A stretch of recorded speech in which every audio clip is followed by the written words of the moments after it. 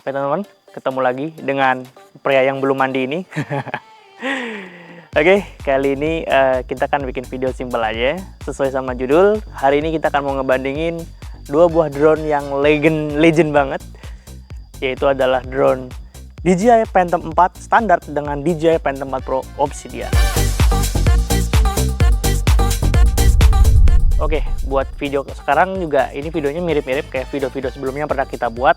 Jadi video yang akan kita kedua buah drone yang akan kita bandingkan ini kita akan lihat dari perspektif ya, dari banyak aspek ya teman-teman, nggak cuma dari satu sudut pandang aja. Kita akan lihat dari sudut pandang teknis, kemudian mekanismenya dia, karakteristik terbangnya dia, dan apalagi dari hal-hal lain seperti kebisingan baling-baling dan segala macamnya.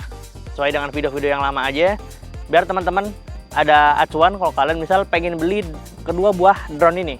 Oh ya, buat teman-teman yang belum tahu series Phantom 4, jadi DJI Phantom 4 sendiri itu merupakan salah satu line up drone DJI seri lama ya, yang dulu tuh sangat fenomenal banget teman-teman, karena drone ini sangat terkenal dengan durability-nya yang bener-bener gokil mampus.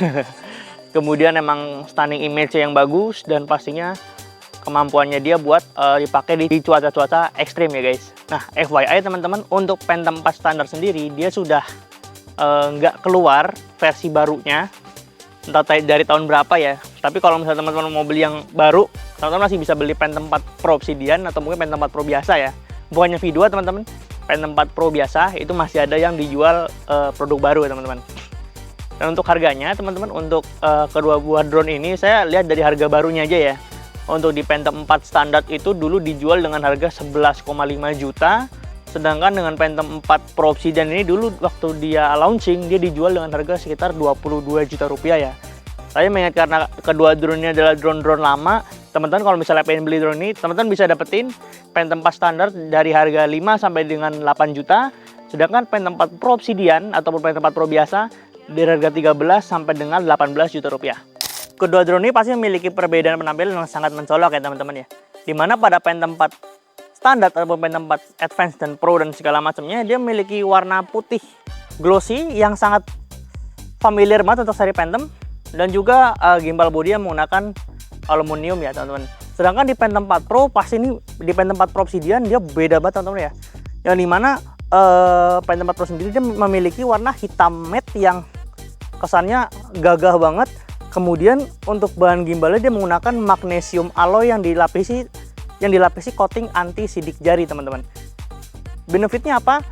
Pasti drone Phantom 4 Pro Obsidian ini dia kelihatan jauh lebih gagah dan jauh lebih berani ya. Yang ditambah karena dia menggunakan magnesium alloy untuk bagian gimbalnya, membuat drone DJI Phantom 4 Pro Obsidian ini jauh lebih ringan dibandingkan Phantom 4 seri yang lain teman-teman. Oke, sekarang kita akan masuk ke ranah teknis ya teman-teman ya. Pertama kita akan ngulas dari segi kameranya dulu. Untuk Phantom 4 standar, kameranya ini memiliki kamera dengan lensa 23 mm dan dia memiliki image sensor dengan ukuran 1/2,3 inci atau setengah inci. Cukup kecil untuk drone dengan ukuran sebesar ini ya teman-teman ya, karena emang ini adalah drone DJI Phantom 4 seri lama yang benar-benar literally lama banget. Jadi kalau teman-teman baru tahu ya, sensor setengah inci itu sekarang dipakai di drone-drone entry levelnya DJI kayak misalnya Mini 2, kemudian Mini 4K, Mavic Mini dan everything else ya, itu dia pakai sensor ukuran setengah inci. Tapi untuk seri-seri kayak Mini 5 Pro, R3S itu dia udah full 1 inci sensor ya. Jadi ini emang dia nggak sepadan teman-teman dengan ukurannya.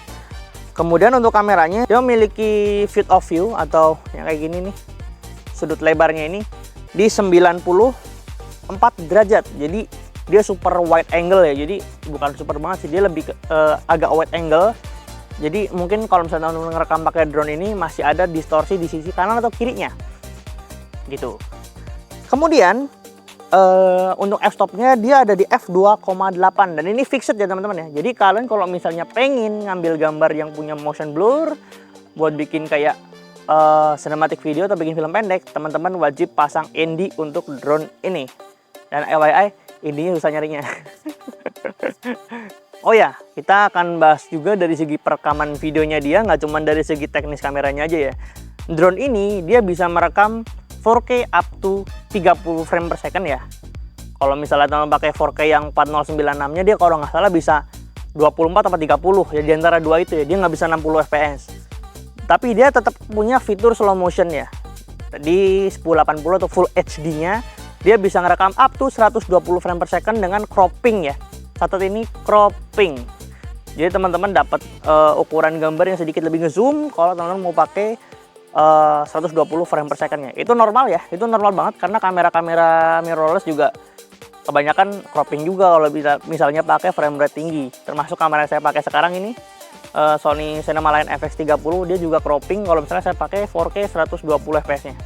Kemudian untuk masalah fotografi atau stills imaging, drone ini memiliki kemampuan pengambilan gambar dengan resolusi sekitar 12 megapiksel dan dia masih menggunakan digital shutter, teman-teman ya, bukan mechanical. Jadi drone ini masih ada efek rolling shutter. Kalau teman-teman ya merekam objek-objek atau subjek yang geraknya cepat, dia pasti bakal muncul rolling shutter bending. Nah, untuk masalah perekaman gambar, ada peningkatan di Phantom 4 Pro atau Phantom 4 Pro Obsidian ini. Jadi mana kalau misalnya Phantom 4 biasa, di 4K 4096x2160, dia hanya bisa merekam kurang lebih 24 sampai dengan 30 frame per second ya. Sedangkan di Phantom 4 Pro ataupun Phantom 4 Pro Obsidian sampai dengan Phantom 4 Pro V2.0, dia bisa merekam 4K up to 60 frame per second.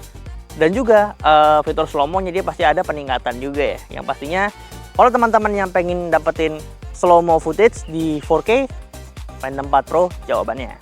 Sekarang kita akan masuk untuk masalah penerbangan teman-teman ya. Kita akan mulai dari segi obstacle sensing dulu. Nah, kedua drone ini adalah kedua drone yang sangat menakjubkan karena dia memiliki obstacle avoidance system atau sistem penghalangan rintangan menggunakan vision sensor. Tapi tetap ada perbedaan di antara kedua series Phantom family ini. Baik Phantom 4 Pro ataupun Phantom 4 Pro Obsidian, dia sama-sama memiliki sensor obstacle avoidance 5 arah ya, dimana dia punya ada stereo sensor di depan, kemudian stereo lagi di belakang, dan infrared sensor di sisi kanan dan juga kirinya teman-teman. Yang bikin drone ini kan pasti jauh lebih safety untuk masalah penghalangan rintangan karena dia sudah punya sensor 5 arah. Dan juga dia juga punya sensor VPS serta sensor sonar di bagian bawahnya teman-teman. Kemudian untuk Phantom 4 standar dia ada perbedaan ya. Jadi pasti dibedain dong dengan Phantom 4 Pro. Untuk Phantom 4 standar sendiri dia sensor hanya ada di sensor bagian depan ya. Alias dia cuma punya stereo obstacle sensing di bagian depan dan dia tidak punya sensor apapun di bagian sisi kanan ataupun sisi kirinya teman-teman. Or maybe belakangnya juga dia nggak ada. Tapi untuk sensor bawah dia sama-sama memiliki sensor yang mirip dengan Phantom 4 Pro Obsidian ataupun Phantom 4 Pro biasa. Yang dimana dia memiliki dua buah sensor kamera atau sensor VPS, Vision Positioning System, dan dua buah sensor ultrasonic ataupun sensor sonar. Jadi harusnya dari segi kestabilan, kedua buah drone ini pasti bisa nge-track bagian bawah dari mereka dengan sama-sama akurat karena dia pakai sensor yang sama. Oke. Kemudian untuk masalah remote, nah kedua drone ini dia menggunakan seri remote yang sama, yaitu adalah DJI GL300 series. Tapi yang membedakan adalah di bagian transmisi data teman-teman. Karena pada Phantom 4 Pro ataupun Phantom 4 Pro Obsidian dia menggunakan dual band data transmission ya. Jadi dia menggunakan 2,4 GHz sekaligus 5,8 GHz ya. Nah keuntungannya apa? Jadi kalau teman-teman mau terbang di tempat yang padat seperti area urban ataupun daerah-daerah yang banyak interferensi sinyal, teman-teman tinggal switch frekuensinya ke 5,8 GHz dan semua interferensi sinyal itu langsung hilang ya. Dengan catatan jaraknya tidak bisa terlalu jauh karena wavelength dari frekuensinya juga tidak sepanjang 2,4 GHz. Sedangkan pada Phantom 4 standar dia hanya only 2,4 GHz. Jadi make sure teman-teman kalau misalnya mau terbangin drone ini harus minim interferensi ya. Buat teman-teman yang punya Phantom 4 standar dan teman-teman pengen punya remote yang lebih bagus, teman-teman bisa pakai remote-nya Phantom 4 Pro atau Phantom 4 Pro Plus yang punya layar. Itu remote bisa connect ke drone kalian ya. Karena dia tetap punya frekuensi 2,4 GHz-nya. Tetapi kalau teman-teman yang punya remote-nya DJI Phantom 4 standar ataupun DJI Phantom 4 Advance itu tidak bisa connect ke Phantom 4 Pro ataupun Phantom 4 Pro Obsidian. Karena dia hanya only 2,4 GHz saja. Nah, kalau tadi kita udah ngeliat dari sisi teknis, sekarang kita akan coba praktekin terbangin kedua buah drone ini di sini ya teman-teman ya. Dan sekarang yang akan kita bandingkan adalah kebisingan dari dua buah drone ini ya, karena kedua buah drone ini kan gak ada yang pakai baling-baling low noise, jadi fair ya antara satu tipe dan satu tipe yang lain. Kita akan lihat apakah ada perbedaan dari kedua buah drone ini dari segi kebisingan, karena mengingat Phantom 4 Pro Obsidian kan dia pakai body paduan magnesium alloy dan juga ada coating yang beda ya dari Phantom 4 Pro Obsidian, jadi dia pasti lebih ringan. Dan kita akan lihat apakah itu ngefek di kebisingan yang akan ditimbulkan saat dia terbang di sini. Oke, mantap.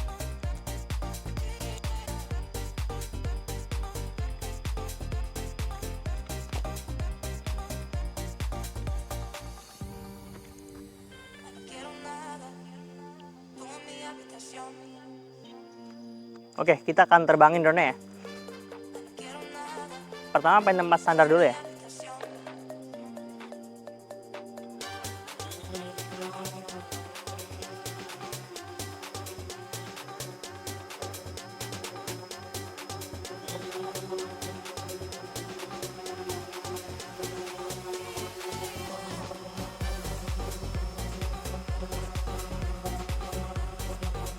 Oke, kita akan ukur kebisingan ya teman-teman ya.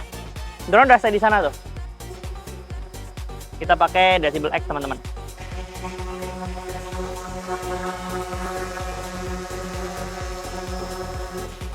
Oke, Phantom 4 Pro Obsidian di 130,2 desibel. Sekarang kita coba yang Phantom 4 standar ya.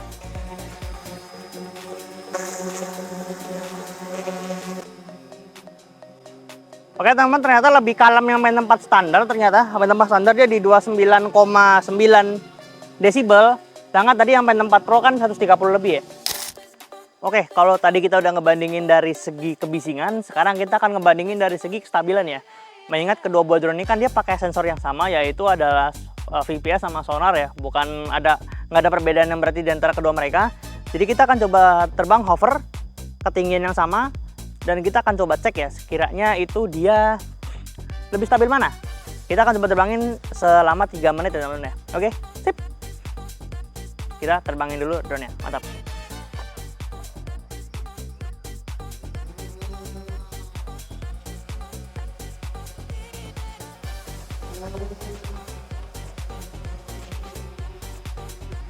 Oke, kita akan mulai dari 00.50. Stop.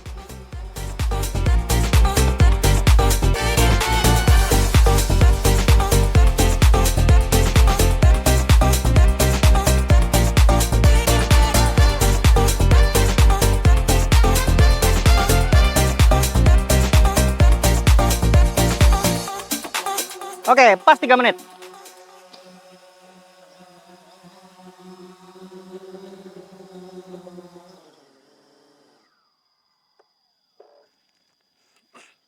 Oke, tadi kita lihat dari sekilas saja. Aku lihat Phantom 4 standar itu dia sedikit naik turun sedikit ya teman-teman ya. Berbeda nggak kayak Phantom 4 Pro yang dia dominan malah lebih still, diem. Tapi Phantom 4 standar meskipun dia pakai sensor yang sama dia lebih naik turun. Nggak tahu entah dari algoritma cara dia ngebaca track di bawahnya atau gimana, aku nggak tahu. Tapi teman-teman coba lihat aja ya di videonya ya. Mantap. Oke. Karena pengetesan sudah selesai, kita akan coba tes yang terakhir, yaitu adalah pengambilan aerial shot ya, menggunakan kedua jenis drone ini, yaitu siang, yaitu malam, atau mungkin kita siang aja, kita nggak tahu ya. Coba kita lihat aja nanti ya. Jadi kita akan coba tes kameranya, kita lihat seberapa bagus dynamic range. Perbedaan dari dynamic range antara kedua buah drone ini teman-teman. Oke, langsung aja kita take off.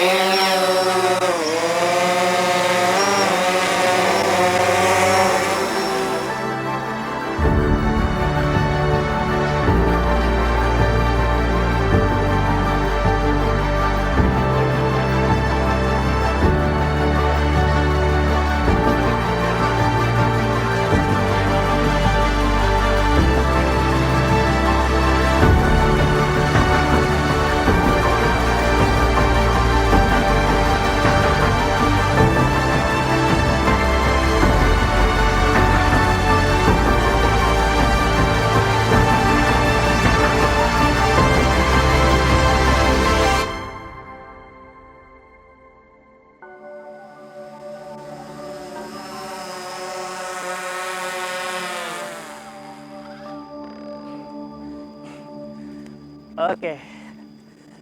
Keren banget, mantap. Oke teman-teman, terima kasih nonton video dari saya. Kalau misalnya teman-teman ada yang mau ditanyakan, bisa ketik aja di kolom komentar di bawah. Dan jangan bosan-bosan untuk nonton video gajah dari saya, karena emang konten saya isinya kayak gini semua ya. Oke. Makasih teman-teman udah setia di channel ini. Jangan lupa like dan share kalau misalnya video ini bermanfaat. Dan jangan lupa subscribe kalau emang teman-teman ngerasa channel ini ngebantu buat teman-teman dari referensi drone atau hal-hal lain yang menarik seputar drone ya. Oke. Terima kasih dari saya dan jangan lupa untuk tetap bernafas. Let's go!